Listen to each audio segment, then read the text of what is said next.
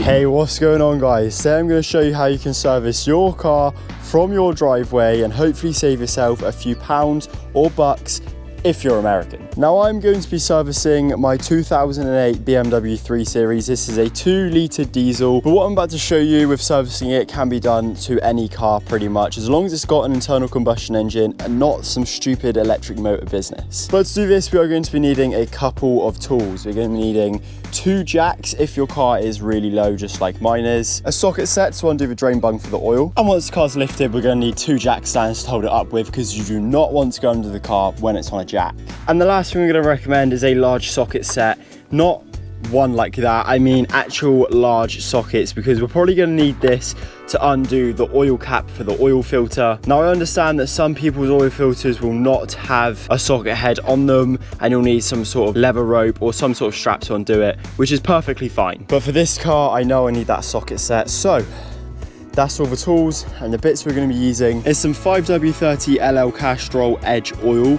This is perfect for my engine. I've got some from last time I put it in left over, so we're going to be using the rest of that up. And then some of this. I've then got a brand new oil filter. I'm also going to change the windscreen wipers because they're not doing too good at the moment. And then we have got some screen washer top up as well, because I am empty right now. And as you'll notice, there's no air filter. The reason why is I've got an aftermarket air filter installed in the engine bay. As you can see, I have got a Ram Air one, but it is a little bit dirty, and so is the rest of my engine bay. It needs a clean, but right now it is very, very warm. And the reason why is because I've had the engine running to warm the oil to make it thinner, therefore it will drain out the bottom easier once we get the car jacked up. That's the first thing that we're going to do, is jack the car up. Actually, no it's not, hold your horses. The first thing we're going to do is change the windscreen wipers, because they are right here and they're easy to do. We'll do the oil and the oil filter afterwards. But for now, let's get these old Bosch ones off, which are going to get tangled in each other right now. There we go. Let's get these ones off and put the new ones on the floor on. Well, I would change these windscreen wipers if I had bought the correct ones. Well, I did buy the correct ones. I bought the ones that say they're for my car, but Whole Foods have just given me the wrong ones. Now, that is a little bit frustrating. Gonna have to take these back, or this one back, and try and get a refund. So for now, we're just going to leave these until the end of the video, because I will just change them at the end instead. But that's a little bit frustrating. So instead, what we're going to do is fill up the washer fluid. You're joking. Hang on a minute. So inside the car, as you can see, if I pull this stalk towards me, I should get washer fluid, right? Absolutely nothing. Now let me show you guys something here. It is full of washer fluid all the way to the top. There you go, you can just about see the fluid in there. So that means somewhere on this washer fluid system there's a block. There could be something in the pump blocking it, there could be something in the lines, I don't know. But I'm gonna have to take the whole system out, and then I'm gonna have to clear it out and put it back in. But I'm gonna leave that for another video, and I'm gonna do the video dedicated on it, because it is not easy on this car whatsoever. We get the car up in the air, take this wheel off, take the inner arch lining out, and then it's pretty much shaped like that behind the wheel. It's a nightmare of a job. I'm gonna leave it for a different video. So, on that note, we're gonna have to change the oil then. Now, this is not going to plan so far this video, but what we're gonna have to do now is get underneath the front of the car and jack it up on the front subframe. Now, every car has different jacking positions, and if you don't know where yours are, I suggest buying a Haynes manual. They are very, very good for things like this, because it will just tell you everything about your car. If you go on Haynes' website and just put your details in, you'll find everything you need to know about your car, and you can buy a book, and that book will be full of it. But a quick one, jacking points will be either the front subframe, along the side of the car, or on the rear subframe or rear diff if it's a rear-wheel drive car. But we're going to be using the front subframe and then the jacking points on the side. Now, having 2 jacks is about to make sense. I've got a low line one and a normal sized one. The low line one I'm going to use on the side of the car to jack it up, because I can't get it underneath the front of the car. And then when I've jacked up the side ever so slightly, we're going to use the normal sized one, jack the car the rest of the way up, put the stands on either side, and then we can get to the oil. I hope that makes sense. I'm going to put it into practice now and show you, so let's do it. So as mentioned then, we're going to take my jack here and we're going to go underneath the side of my car onto the jacking point, get up as high as I possibly can, get the main jack underneath on the front subframe.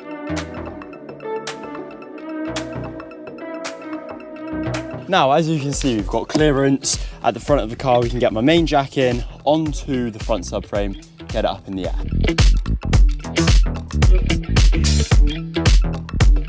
So now that we've got the car up quite a distance, I've been able to put a jack stand under the jacking points, whoa, don't fall over, on, whoa, and again, on either side of the car. So now what I'm gonna do is lower the jack slowly, but watch where the jack stands are, because I want to obviously come down on the jacking points, not on the seals, because it could go through the seals, and then your car is in, well, you're in for a whole lot of money spending if you want to get it fixed. You might as well scrap it at that point if you rip right through the seals. And boom, just like that, we've got a jack stand here on one of the jacking points. And if I take you to the other side of the car, you'll see the exact same on this side too. So we're jacked up perfectly fine. We can now drain the oil. So the first thing I recommend when draining oil is to undo your oil cap. Just like so. Check if it's milky, and mine is not, so that's good. And the other thing I recommend is pulling out your dipstick, just like so. Leaving it a little bit up just like that. Therefore, when you take the bung off the bottom, you've got as much airflow pushing the oil down as possible. So to drain the oil out of my car, I first need to just drop this little cover here. Mind you, there is oil all over the bottom of my under tray because I have got an oil leak right now, but that is going to be figured out soon, and then hopefully we won't have one anymore. But boom, just like that, that little hatch is open, where we can now drain the oil out. Now I've got a few mats that my mum puts down for the litter tray for the cats, and I'm just going to put these around the sort of area that the oil is going to drain from, because I don't want to get oil all over my parents' driveway. So right here I've got my oil catch pan. I'm just going to put this underneath where the drain bung is. Also just going to take that bit of plastic out the way. So I'm going to take my 17, we're going to try and crack this loose. Hopefully it is a 17. It is. So we're just going to crack this loose, and we're not going to fully undo it just yet. So we've just cracked it loose, and now what we're going to do with our gloves on, this is why we have gloves on, is we're going to undo it until oil starts to just ever so slightly spill out. There we go, oil is just starting to spill out ever so slightly. So what we're going to do is undo it the last little bit, and make sure you're holding the tray to move it into the right place, because now the oil is draining itself out. We've not got any on the driveway, and it's all going straight into the oil pan. So that is a perfect removal of the bolt that holds the oil in.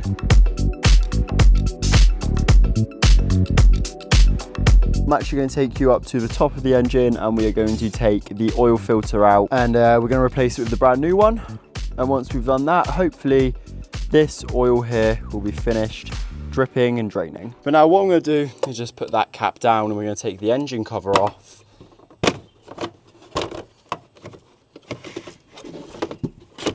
We're going to pull that one out of the way and just leave that over here,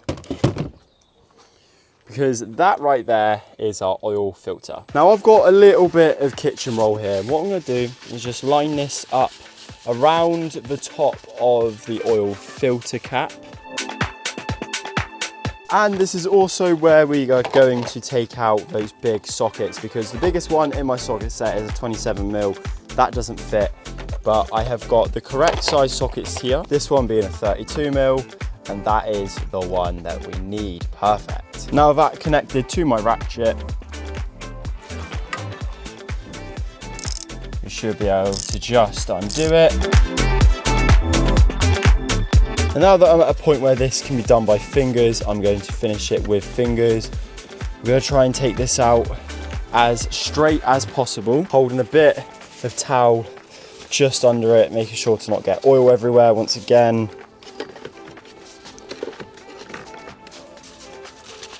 There we go, that is the oil filter removed. And now to remove the filter, literally just pull the cap off and away from it,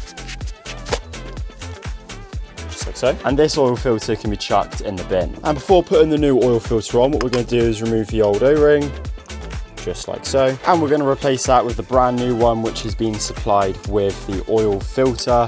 If you buy any oil filter, you'll probably get one of these supplied with it. It's exactly what I've had done here. And now this here is a brand new oil filter. It should just sit right on the filter cap, just like that. Perfect. And now if we just guide this back into place, down she goes. We can then do her back up. Gets to a point now where it gets a little bit tight. That's because of the brand new O-ring. What we want to do is just do this up.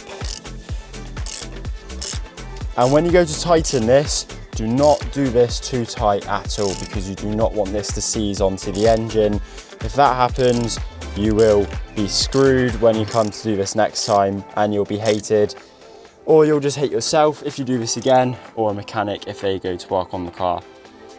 That tight should be more than good enough. And that's your oil filter changed. That's one thing done. Thank God for that. At least something's gone right compared to some of the other stuff, which has not gone quite to plan so far. Now this drain bung, which is obviously on the bottom of the oil sump, we are going to just give this a bit of a wipe over, try and get rid of as much of the oil on it as possible, because we need to replace the copper washer that is on this with a brand new one, which got supplied again with the oil filter. I recommend getting Bosch oil filters. It's exactly the one that I've got. As you can see, there's that copper washer that we need to replace. So that just comes straight off. And the brand new one just goes straight on like that. Now make sure you put this in next, because if you forget to do this and fill up your oil, it will just drain straight out the bottom of the engine, and you do not want that. So we are going to put this on next before we forget. So as you can see, the last few drops of oil are just coming out, but this is good enough now, in my opinion, to put that drain bung back on. But what we've got to do first is just get rid of that oil filter and then move the oil out of the way, which we're going to do very carefully, because we do not want to get this all over the driveway, as I have previously mentioned. Take that back. What I'm actually going to do first is put the drain bung on and twist it a few threads just to stop the oil from leaking out. There we go. We'll twist it all the way up actually until we can't anymore. There we go. That's pretty good. Okay, for now I think that will do. And just the same as the oil filter, we're going to do this drain bung up, not too tight, because you don't want this seizing onto the car either. That's tight enough. Now we're going to put this back on. And there we go. So what we're now going to do is take the car off jack stands and fill it back up with oil.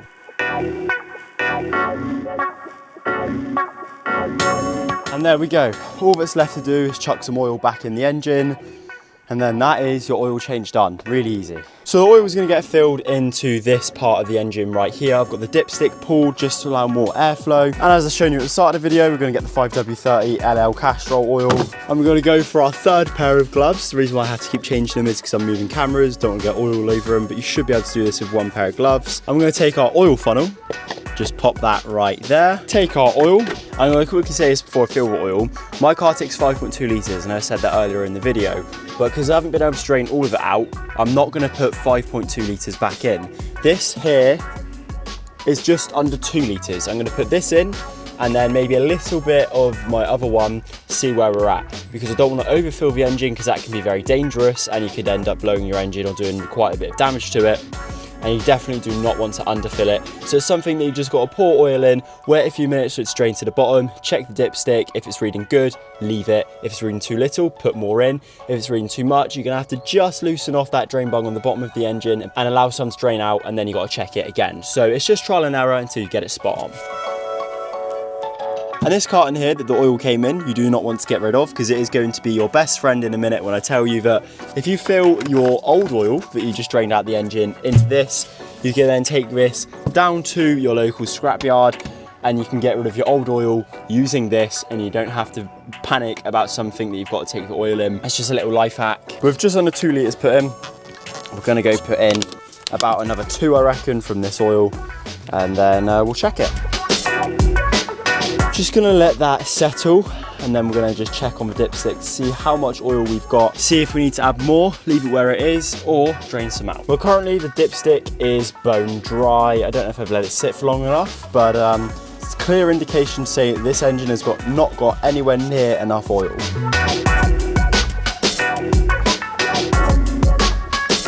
As you can see there, we're at the perfect amount of oil. I am happy with that. It's So that's the oil changed. So all in all, that is about 4.75 litres poured in, which means there was about 500 ml of old oil in there. That's not gonna hurt too much. If anything, that should be just fine. Now I'm gonna wanna take the engine cover, try and get this back in. It's a nightmare with this engine. And there we go, that's the engine cover on. Now we need to just do this oil cap up. There we go. Perfect. So that's the engine bay all back together, and as you'll see, there's no leaks coming out the bottom, which is perfect. All we need to do is start the car up and try it out. Now, one of the first things I'm going to do is just turn the ignition on by itself, because that will allow the engine to prime. There we go. Just like that. We'll take it out of gear as well. Take the handbrake off while you're at it. And now all we're going to do is start the car.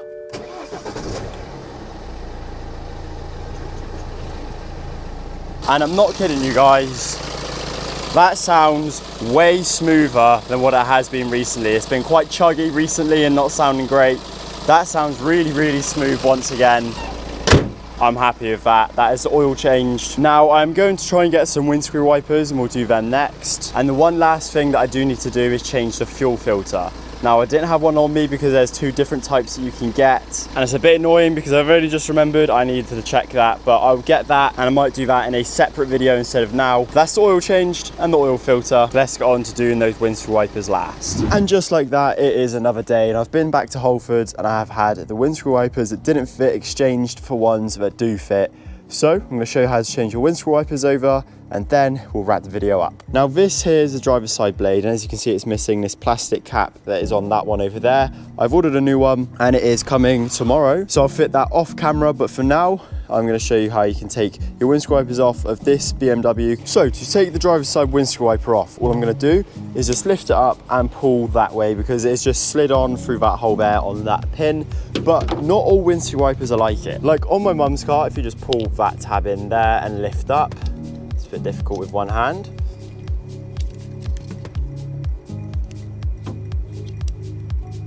There we go, as you can see it's just released up, and then if you just pull up and keep pulling,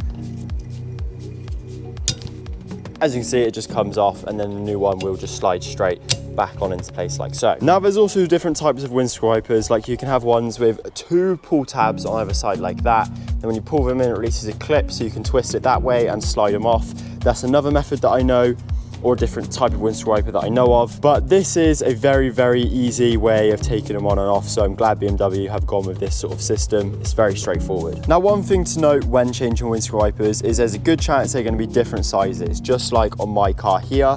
As you can see, I think, yeah, the driver's side is slightly longer than the passenger side, so this one here will go on like so, so it will slide through that hole just like so. It will close up like that if I remove the rubbish out of the way, and then it will just slide down onto a windscreen and boom, that is that one changed. Now on the passenger side, I do have this plastic cover on, and when I move the windscreen wiper back like that, it will pop this cover off, and then once again we can just slide the windscreen wiper off, grab the brand new one, slide that one on, and then grab this cap, put the cap on, like so, put the windscreen wiper down and boom, that is the windscreen wipers changed. Really, really easy. But these old and tired windscreen wipers can go in the bin. Now that is everything that we've got time for today with servicing my BMW. Unfortunately, the washer fluid system is all jammed up, and that's going to have to be a video on its own because that is a very fiddly and annoying thing to fix, because like I said, the whole tank is behind the wheel arch in here. It's just a horrible job. And the fuel filter I'm going to save for another video because that is something I've not done before, so I want to do it in a full video to learn how to. Now a couple extra things that you could do when servicing your car and I would recommend is going around and checking your tyres. So going and making sure you've got the correct tread depth so it's not going to fail an MOT. I would also recommend checking your brakes, so it's just rubbing the discs, seeing how much you've got. So this is a pretty good disc. I don't think these were changed too long ago, so we've got quite a bit of thickness here, and the brake pad has got a lot of thickness left too. What you can also do is plug something into your OBD port. So if I come into the car, behind here somewhere is my OBD. I accidentally broke it, so it's fell right down. But you could plug a scanner into your OBD port and read any fault codes of the car, which is another way of diagnosing it. And if you want to get a scanning tool for BMW specifically, here's one on screen right here. You can get it from Amazon. They're pretty well priced and they work very, very well. Or if you want one for just any car really, I'll leave it on screen as well right here. Another one on Amazon, and they are priced very fairly and they work sublime. They'll tell you anything that's wrong with your car. You can reset codes, read codes, cancel off faults. It's really, really good. But for now, we're gonna leave the video there. So if you're interested in any more how-to car videos, like I've just done servicing, maybe how to clean your car, because I do need to give it a clean, modifications, then hit that subscribe button. And whilst you're down there, hit that like button, because I greatly appreciate that too. But if you wanna go one step further and start supporting the channel, then hit that join button. For £2 a month, you'll become a member, and all the money that I make goes straight back into making these videos for you so I can make them better and more enjoyable. But thank you guys ever so much for watching. I'll catch you in the next tutorial. Until then, have a great rest of your day, and I'll see you then. Peace out.